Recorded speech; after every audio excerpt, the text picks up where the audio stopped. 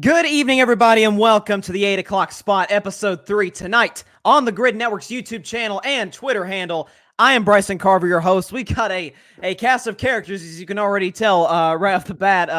Like I said, we're going to have some fun tonight, a range of sports topics ranging from the NFL to the NBA to all things related in the world of sports, and potentially beyond that into the DC universe, as we'll get into in, I guess, in just a second. But our first panelist, Devin, the host of the At the Bank Ravens podcast. And I must say, Devin, as I introduce you on here, I had to get out my tissues. I was just crushed and just truly devastated that the most meaningless streak in the history of professional sports came to an end last night with your Ravens finally losing a preseason game. Sir, how are you feeling?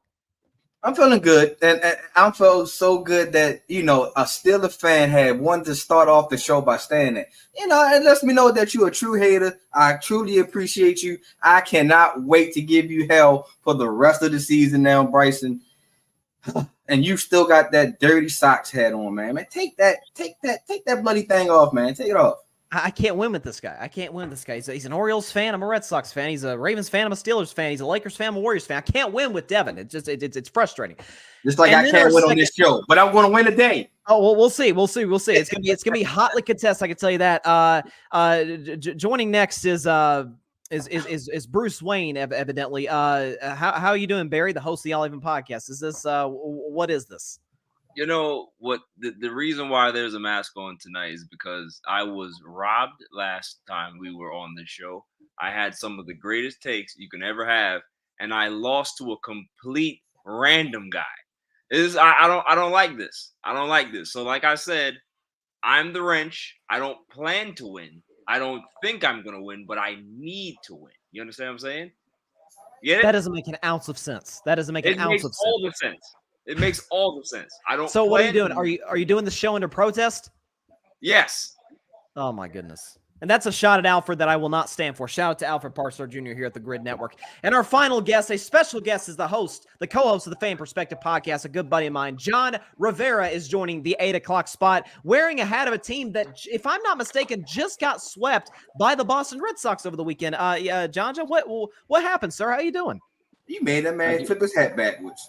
Just sums up the season, man. We stink. We stink right now, but as a true fan, I'm always gonna rep the Yankees, man. So it's all good. Whatever. I don't want to hear it. Okay, let's move on to, first of all, our leaderboard. Before we get into the rules, our leaderboard through the first couple of shows. Barry Grant Jr. in first place. He's talking about this thing is rigged and stuff. He's up there with almost 13,000 points. Alfred Parsar Jr., the most recent champion, defending champion, unfortunately not here to reclaim his crown. Devin Nettles, you are in third, followed by Mike Guido and Dalton Brown in fifth place to round out the five. John Rivera will obviously be in the standings. Who knows? Maybe might be in the lead by the end of the night, depending on how it goes. So before we get into our first topic, let's look at the rules for the 8 o'clock spot for the first round. In the first round, and this is all subjective, ladies and gentlemen, I give the go-ahead in terms of point totals. If you give a great take on a topic, you get 200 points. A good take is 100 points. An okay take is 50 points. And a bad take, you don't get nothing. A big fat goose egg is 0 points in this round. So let's move on to our first topic. Jonathan Taylor. This is the never-ending saga with the Indianapolis Colts. So Jonathan Taylor wants an extension. There's reports, we talked about this a couple of weeks ago, about how there was reports of him having injury issues. He says he didn't.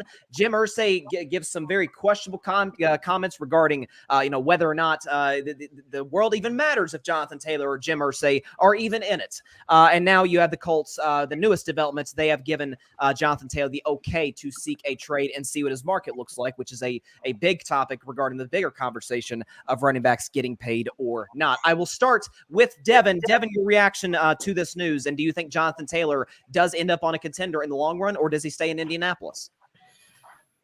This news is like, wow, number one, because number two, I feel like Jonathan Taylor will end up on another team. I think the Colts has really put themselves in the pickle. I think the Colts is stupid for even putting your best player in this type of predicament.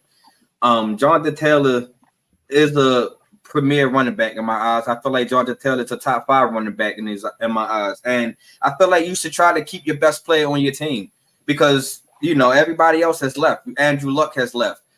T.Y. Hilton has left.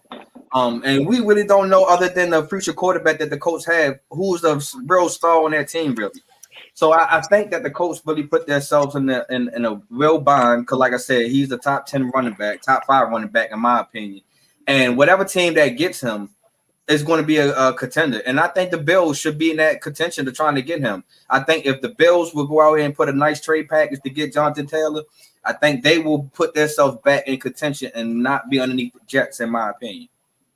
That's interesting, and then the fact that you've already got the Jets above the Bills, that and the Buffaloes struggled for a long time with their running game, so that could potentially be a huge addition. And by the way, the Colts are asking for either a first-round pick, which seems a bit much just in terms of the running back market, as John Jones flashing the Jets there as potentially the best team in the division, or something that amounts to a first-round pick. That's very vague. I don't really know what that means, but we'll see. Barry, your thoughts on Jonathan Taylor? You've been outspoken as I about how the running back position and its value has declined drastically over the past few years. Your thoughts on the Jonathan Taylor situation? Does he get traded? Does he stay in Indy? Yeah, I think the chances are very good for him to get traded. I mean, you got Jim Irsay saying that, running backs pretty much don't have value, and then all of a sudden they're attaching a first round pick to him. It's very, very funny in regards to how they want to do that. The problem that the Colts are having, and the problem that a lot of teams have with this particular dynamic, is that if your running back is your best player, you have a problem. And this is what their problem is that when your running back is your best guy, your team is not normally balanced and you have some issues. So are they going to be able to get value for him? We'll see. I don't know any team that's willing to, give up a couple of draft picks for him. We'll see, because also you're going to have to pay him on top of that. So there's a lot of things, there's a lot of different factors that come into play for Jonathan Taylor. I mean, you see Josh Jacobs just pretty much end his hole out. He's pretty much going to cave. Jonathan Taylor doesn't, and he's going to get shipped out. And we'll see who comes up. It's I don't know what the market is for him. That's the problem. Is that there's not a clear cut favorite for who would take a Jonathan Taylor. That's the issue. And you think about, you make a great point about Jim Irsay saying it doesn't matter, and then attaches, hey, we want a first-round pick for him. It's talking out of both sides of your mouth. It's very inconsistent with what what the message has been to this point about Jonathan Taylor. It makes sense. It's exactly. He. I don't think we give Jim Irsay enough heat for how all over the place and dysfunctional he's turned the Colts into. Peyton Manning and Andrew Luck, I think, masked that for a very long time, and now you're sort of seeing what it's come to in the past half decade. John Rivera, your thoughts on Jonathan Taylor? Does he get traded? Who does he get traded to? Maybe the Jets. I don't know. The Jets are getting everybody, or does he stay in Indianapolis? No. Like you said, Devin had a good point. I think the best team will be Buffalo. I've been saying Buffalo to get a good running back for the last few years. That's all they've been missing over there. Like you said, and Barry, like you said, it's definitely a tough market right now for running backs in general. But it's a game of bluff right now, right? You got a rookie quarterback. What's a rookie quarterback's best friend? To hand that ball off, right? And if your best player is a running back, it's all right. Derrick Henry been the best player in Tennessee for about the last 6 years, right? I think that'll work, but I think at the end of the day, it's whoever calls bluff first, man. Like, say you got a rookie quarterback, and you need that running game to rely on, man. He's a top 5 quarterback in the league, so it's whoever blinks first, man. I think he should actually hold out and do it like an Emmitt Smith and let them struggle. Because they're going to struggle regardless, too, but they're going to struggle real bad if they don't got Jonathan Taylor there, and that's what I think he should do personally, but I think it's a game of bluff right now, The owner definitely, like I said, you always have a rift with the owner and a star player anyways, and always come back. Y'all guys like the Dallas Cowboys, or some of you guys like the Dallas Cowboys. A couple years back with that Zeke Elliott, he got that contract earlier.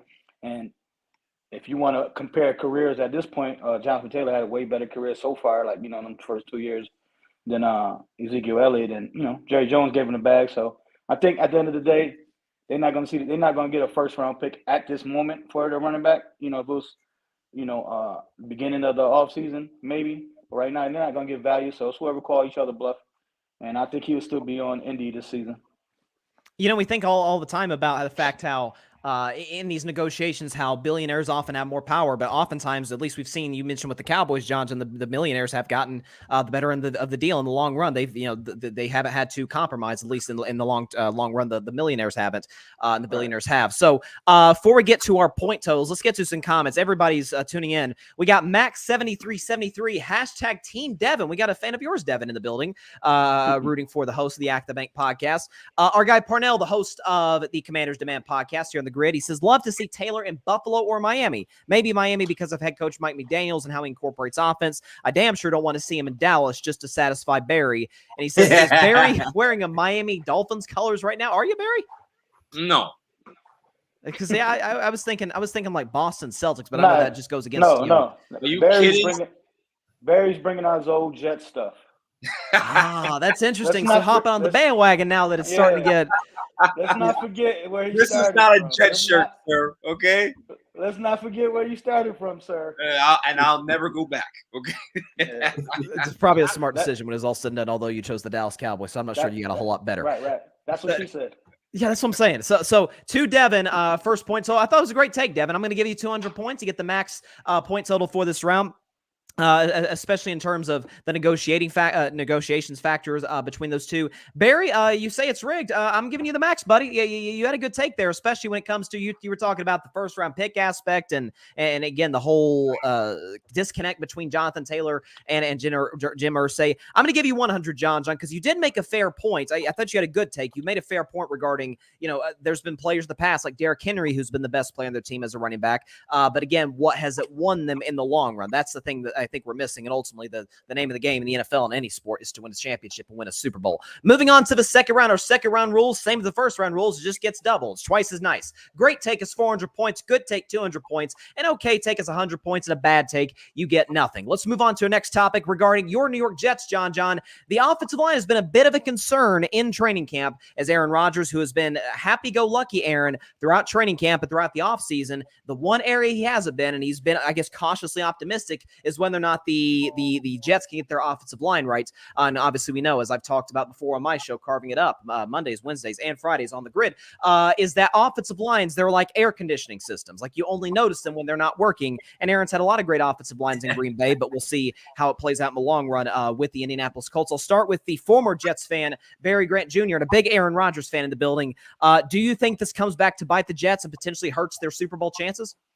I think it's a wait and see type of situation, Bryson, because, their offensive line is not tested right now. They're going to get tested in the first 2 weeks of the season with the Bills and the Cowboys. Those are two teams that have great pass rushes.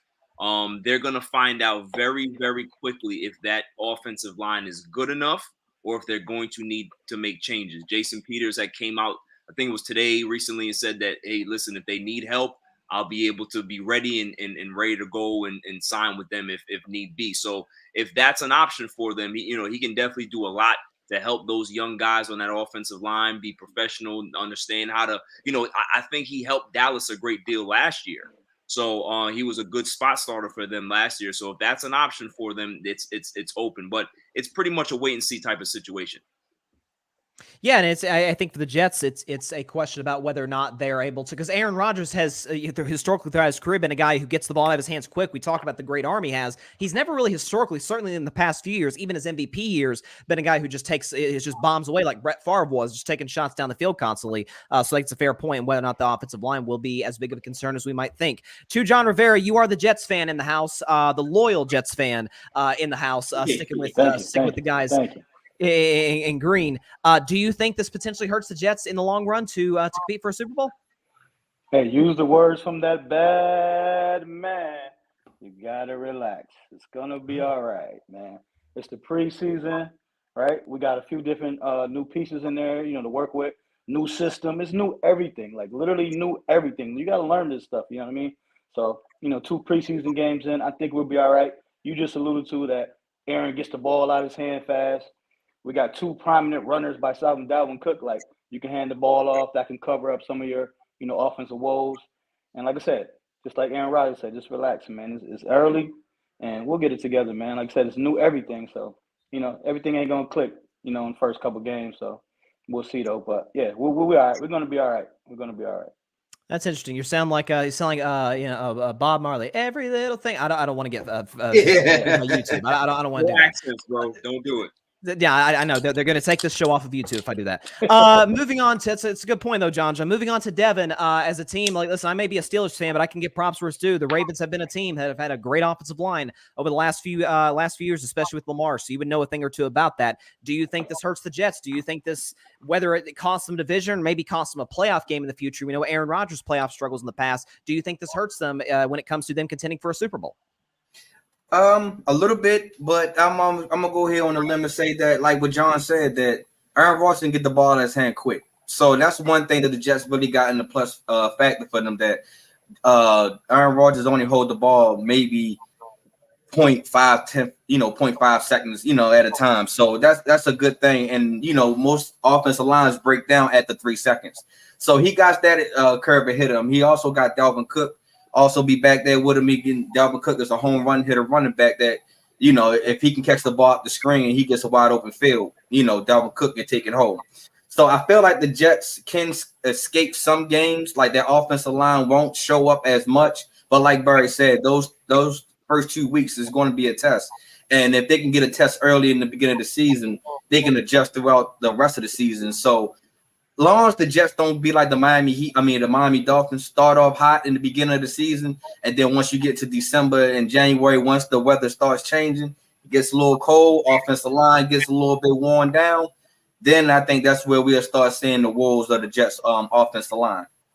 You bring up an interesting point because I think we're talking about the Jets offensive starters, and the whole Mekhi Becton issue has been a problem for him as well since he was drafted there. But we also forget the fact that their depth offensively in the offensive line, the Bills are dealing with the same problem, has been compromised as well due to injuries. So whether or not they can sustain that over the course of the long run is remains to be seen. We do have a comment, and everybody feel free to comment in the comment section here on YouTube or on Twitter. Parnell says only that Rodgers needs to show that he is the Aaron Rodgers of old. Bryson talked about his mindset and how he is in New York than the last few years in Green Bay. New York can be a huge change for him. He's a big city guy. So yeah, I think that's very much a factor in terms of his attitude change to a certain extent. I will start with Barry in this first segment. Solid take. I'll give you a good take. I think you're minimizing the offensive line a little bit because I guess we're so used to seeing Aaron Rodgers play with so many great offensive lines in Green Bay.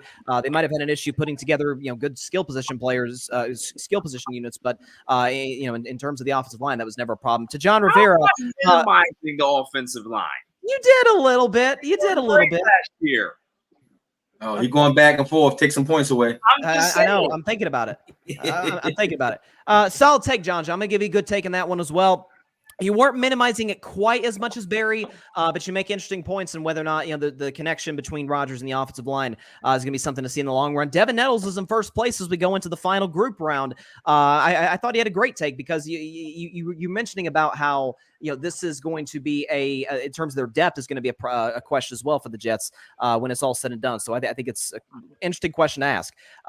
Look at that. Parnell's being very. This is my first positive comment thus far. Bryce is doing a fantastic job as a host. Thank you, Parnell. That's a very, very nice of you to say. I appreciate that a lot. Moving on to the final round, and this is big here because we want to move on. I should say the third round because we want to get to the final round, and it's neck and neck right now. Again, everything else is doubled from the second round. Great take, 800 points. Good take, 400 points. Okay, take 200 points. A bad take is a big fat goose egg, and this is a doozy. It's James Harden with the Philadelphia 76ers. So here's how it started. He goes to China. He's promoting, I guess, his shoe brand, and he's talking about how Daryl Morey is a liar in regards to the contract negotiations that we've had. This is dating back to last year that this was a problem. The NBA has just fined him about $100K for making such comments. They're still, I guess, investigating the situation, and it just continues to get uglier and uglier by the day. I will start with you, John Rivera. This whole situation with James Harden, do you think Philadelphia is able to move on from him, or do you think he ends up staying and this becomes Ben Simmons 2.0? No, I don't think he stays for the season. I think that's the key word for the whole season. I think we're getting close to basketball comes in October, so they definitely behind the scenes trying to work something out with the Clippers, with somebody, trying to get them out of there for sure. Like I said, he said he's a liar. That fine could be questionable. People could use their own words. He just called him a liar. He didn't call him out his name as far as, use this word or that word. So on that fine, it's whatever with the fine. But I don't see James Harden on the team, starting the season, on the team as on the court. Like I said, I'm going to keep using that word, as the court. But he will be traded by the beginning of the season at some point. So he won't be in the Sixers uniform. They're going to get the trade value definitely went down as well. You know what I mean? And that's what sucks. You know what I mean for both, because because the Sixers will try to get something back for him. But yeah, he definitely won't be a Sixer. Like I said, to start the season, he won't be on the floor. He won't be in the Sixer uniform again. Let me say that. Let me clear it all So you up. think he plays his last game as a Sixers, but he'll remain in the played his organization last- until he gets traded? Yeah, he played. Yeah, till he gets traded, he played his last game as a Sixer. To sum it all up. Interesting. Very interesting. So, and I think too, where this part we're forgetting is the fact that like I think both guys have completely misunderstood one another in a bad way. Where James Harden's saying, "Hey, I expected you to give me a max contract after this year." Daryl Morey's saying, "Well, I expected to, but then here's the reports. You're flirting with going back to Houston and turning your back on me." So this is again, it's just a bad situation all the way around. I'll go to you, Devin. Now, does this? What does this mean for Philly? What does it mean for Harden? For Harden, Purnell said it. Fat suit is on its way. He's going to find his way to get out of there. And he already took the first jab by calling Morey a liar. You know what I mean? So I feel like once you start ruffling feathers in the NBA world, because this is NFL, because this would be like a Jonathan Taylor type situation almost, except that James Harden is not the number one guy in Philly. But as far as the NBA wise, Daryl Morey should not be mad because James Harden was flirting to go back to Houston. That's the part of business. It's the same way as part of business as you thought about that James Harden doesn't deserve a max contract. And we all believe that James Harden max deals is pretty much is behind him. But I do believe that if James Harden is your guy, you feel like that he's a good attribute to your team. Why not just give him a 3-year nice contract? You know what I mean? Where he can opt out if, both parties can opt out on the third year, some type of deal in that nature, because you did a lot. You wanted James Harden, and James Harden wanted to come to Philly when he became GM. So I feel like James Harden is out of Philly. I don't think that he's the Ben Simmons of 2.0 because James Harden's not scared to take the last shot. That's listen. The part of the problem with that is the fact that we've gotten into a lot of playoff series, and he hasn't been around to take the last shot because they've gotten blown off the floor in a lot of closeout games. That's been a biggest issue for Philadelphia and even for Houston back in the day when he was there. Barry, you talked about this in your show recently. In this whole dispute, and you posed the idea that hey, Harden might be out of the league in 2 years. Explain that, and even go beyond the fact. Like, what does this mean for Harden and Philadelphia moving forward from here? Bryson, you're a young man, but I'm sure the other panelists will understand what I'm going to say right now. You ever had a girl in your life that is a toxic person and guys break up or she leaves, and all of a sudden you still have that feeling of trying to resurrect the relationship, and then you guys rekindle and everything is going good until it doesn't, and you got burned twice. Daryl Morey is in a situation where he's gotten burned twice by the same player. Daryl Morey has a lot to hold here in regards to the blame, but also we all know that James Harden is Mr. I don't have any accountability. The problem that Daryl Morey had or James Harden has is when you call somebody a liar, automatically they're gonna talk about contract. They're gonna talk about money. That was the narrative that was being spread out there, that Daryl Morey promised him an X amount of dollars, and that's why he's calling him a liar. No. The fact that Daryl Morey said that, okay, you can opt into your deal, and I'll probably try to find a deal for you. But if there's no deal to be had, why should Daryl Morey trade you for nothing? That's not going to happen. This is a business at the end of the day. He's not just going to trade Harden for pennies to the Clippers. Why would he do that? How is that going to help the Sixers? So at this point, he's going to stay a Sixer until somebody gets desperate and wants to give him a valuable package. If that's not going to happen, and he's going to sit there and he's going to get fined out the wazoo the entire season, and he's going to cost himself a year. James Harden will be one of those guys to sit there and be fine with that. And everybody, or there's going to be some people out there that are going to be very sympathetic to him. But that's the issue. That's the issue that I have with this whole thing, is that it's always somebody else's fault and not James Harden's problem. seemed to be that case going back to Houston, then Brooklyn, now Philly. Like it's been a pattern for him, and past behavior tends to predict future behavior, as the old saying goes. That has certainly been an issue, with no question, when it comes to Philly, and certainly for James Harden.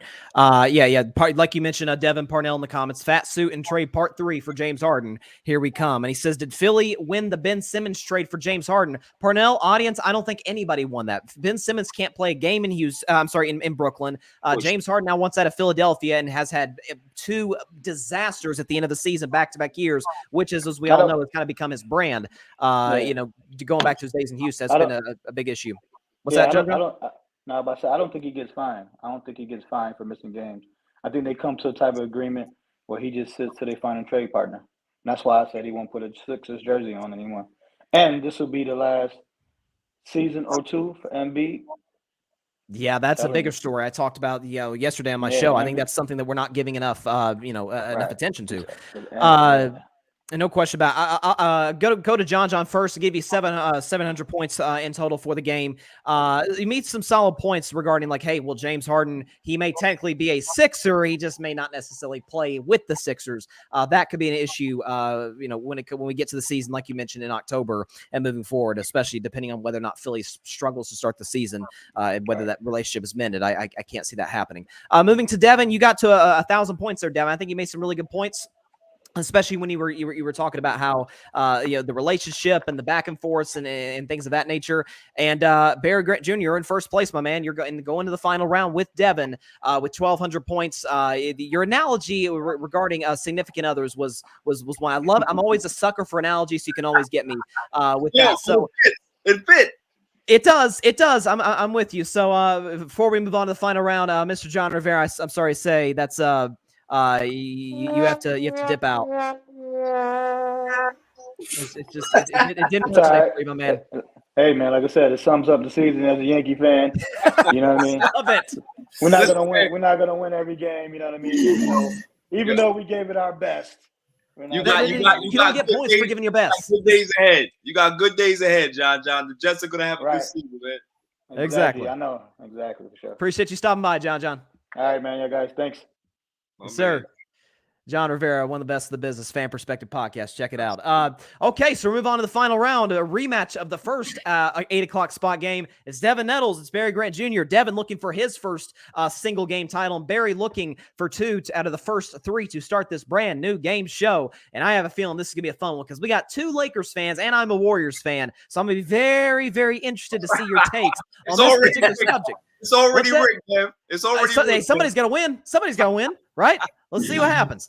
Going to the final round here. Before we get into the topic, here are the rules. It's all or nothing, folks. Final round. If you win, you get 10,000 points, which could really boost your overall standings in terms of whether or not you can, potentially win the whole thing once we get to the end of the season. The loser, you come home empty-handed. It's think of it as fast money in Family Feud. It's kind of similar to it in that regard. And our final topic is one that has been discussed throughout most, if not all, of the NBA media, because we are kind of an NBA dead space right now, and so we're looking for any discussion we can. Gilbert Arenas had Steph Curry on his show recently, and he asked him point blank, "Are you the greatest point guard of all time?" And Steph Curry said straight up, yes. And then he went on for the next minute and a half to praise Magic Johnson, to talk about how it's an honor to even be in that conversation, yada, yada, yada. Before I even ask anybody their opinions, I love the fact that I'm glad there wasn't a false humility by Steph. It's subject. No, I'm glad he put himself out there. Magic would do the same.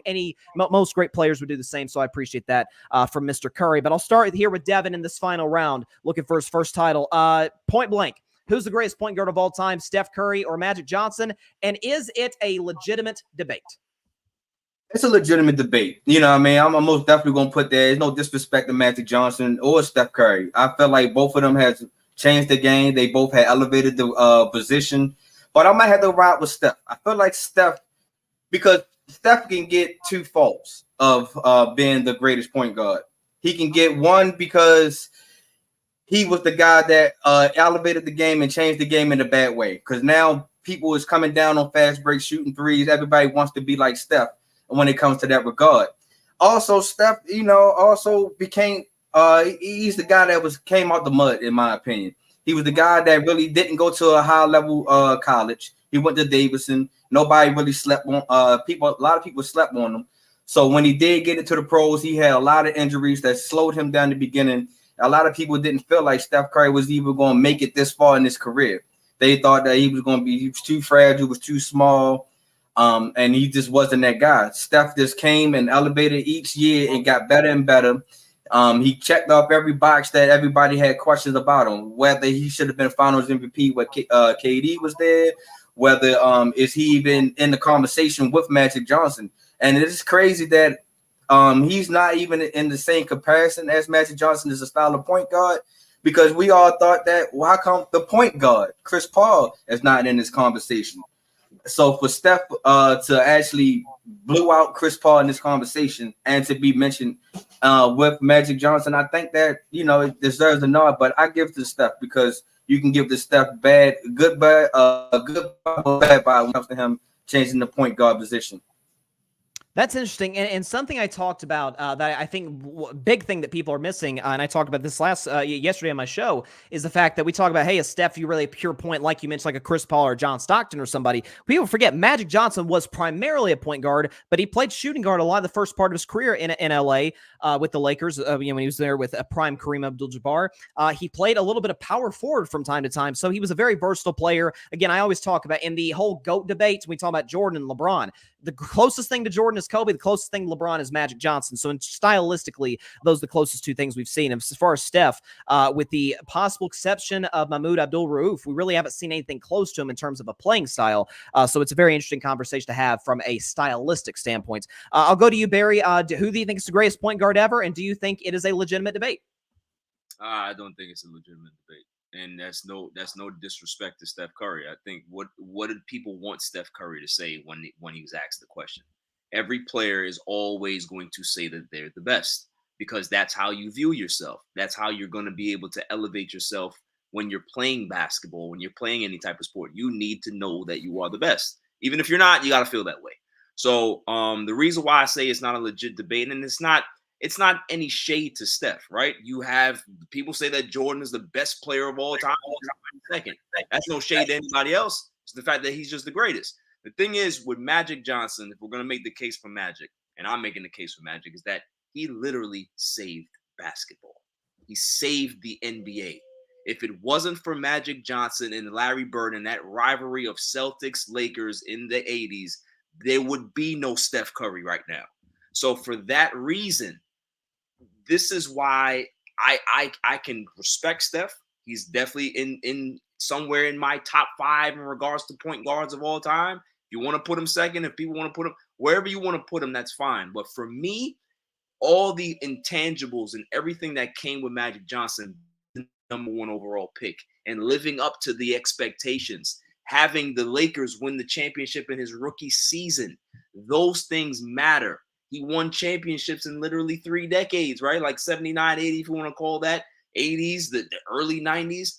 This is a guy that played in 9 finals. He won 3 MVPs as a traditional natural point guard. That's not common. It isn't. So all of these things, all of these accolades, and let's even think about this as well. 10 seconds left, Barry. He had to retire early, and the assist record would be a lot higher if he didn't have to retire early as well. So there's a lot of things with Magic that, he's the best. He's the best.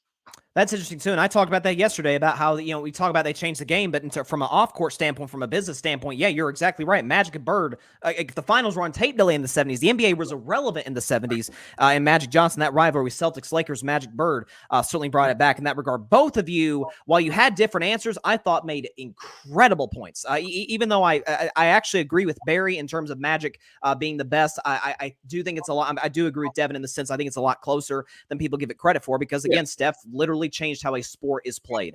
And there's no shade to Steph. It's just, you know what I mean? Like there's no shade either. Okay, so this that you see, you guys made it really tough on me. But you know what? With great power comes great responsibility. That's right. I have decided, with it all said and done, the winner of the 8 o'clock spot in episode 3 is Barry Grant Jr. coming back to win once again. If we can get the victory music playing for Barry. Oh no, not that one. Roll on. Here we go. Hang on. This is the victory music right here. Wait a minute. Where is it? Oh my goodness. Did you lose my music? Okay, there you go.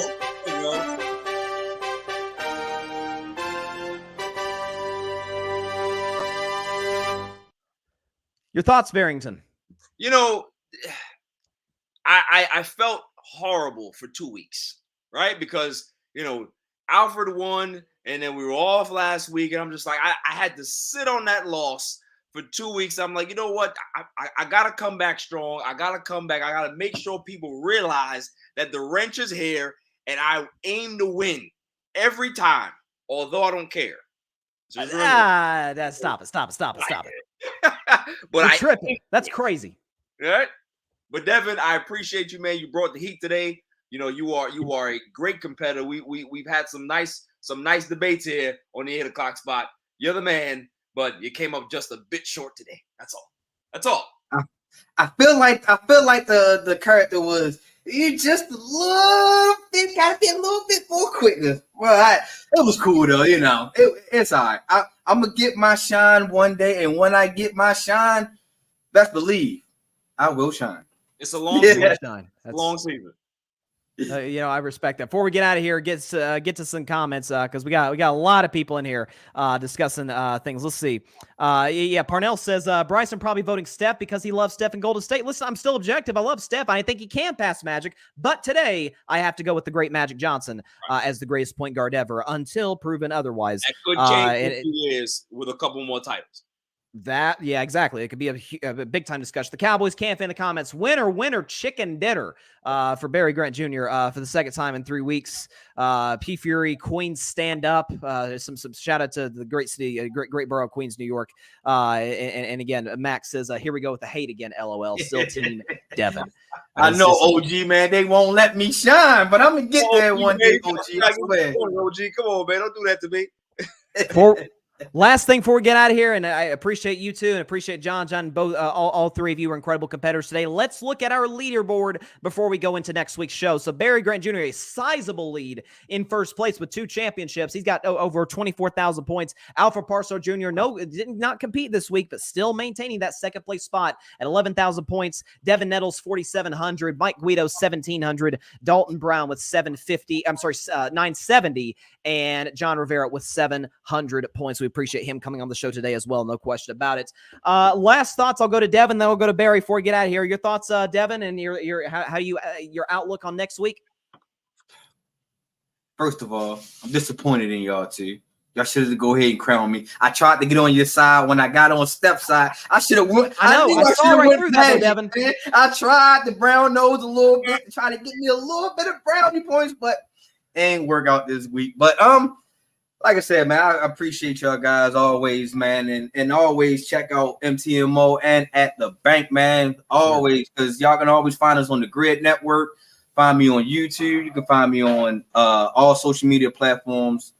Check me out. Dope content. I guarantee you will not be disappointed.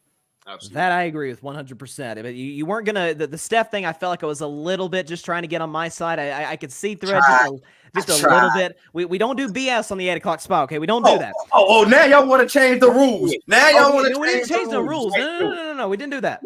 Technically, I agree with Barry because I think Magic's the best today. But again, that could change next year. Barry, 2 championships in 3 years. For a guy who doesn't care about winning, you sure do seem to put a lot into it. And can I get by with at least another week of no collusion talk? Because you're sounding like a certain individual who's running for president, if I do say so myself. Good thoughts, Barry?